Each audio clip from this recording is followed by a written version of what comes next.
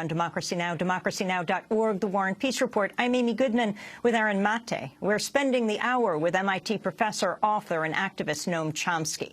We sat down with him Monday. I asked him about the significance of the leaks by National Security Agency whistleblower Edward Snowden and whether he should be allowed to return to the United States without facing any charges. He should be welcomed as a person who carried out the obligations of a citizen. He informed American citizens of what their government is doing to them. That's exactly what a person who has real patriotism, not the flag-waving type, but real patriotism would do. So he should be honored, not just allowed back. It's the people of the government who should be on trial, not him. I was talking to a friend who was saying, you know, when you talk about Edward Snowden, what about the issues of terrorism and having to spy on those who might want to hurt others? If they want to, first of all, it's pretty, we can raise this question, but it's academic, because they are not preventing terrorism. You recall when the Snowden revelations came out, the immediate reaction from the government, highest level, Keith Alexander, others, was that these NSA programs had stopped, I think they said 54 or so acts of terror. Gradually, when the press started asking questions, it was whittled down to about 12.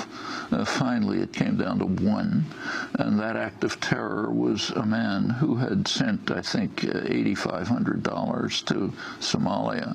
That's the yield of this massive program. So, and it is not intended to stop terrorism. It's intended to control the population.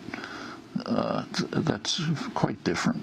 You have to be very cautious in accepting claims by power systems. They have no reason to tell you the truth. And you have to look and ask, well, what is the truth? And this system is not a system for protecting terrorism. Actually, you can say the same about the drone assassination program. That's a global assassination program, far and away the worst act of terror in the world. It's also a terror-generating program, and they know it. From high places, you can find quotation after quotation where they know it. I take this one case that I mentioned before, this child who was murdered in a drone strike, and after having watched his family burned to death by drone strikes. In Yemen. What's the effect of this on people? Well, it's to create terror. The close analyses have shown that that's exactly what happens. It's a very important book by Akbar Ahmed, who's a important anthropologist who's a Pakistani who studies tribal systems. He'd worked in the Northwest Territories and so on, and it's called The Thistle and the Drone. And he goes through in some detail the effect on tribal societies of simply murdering, from their point of view, just murdering people at random. The drone attacks, remember, are aimed at people who are suspected of maybe someday wanting to harm us.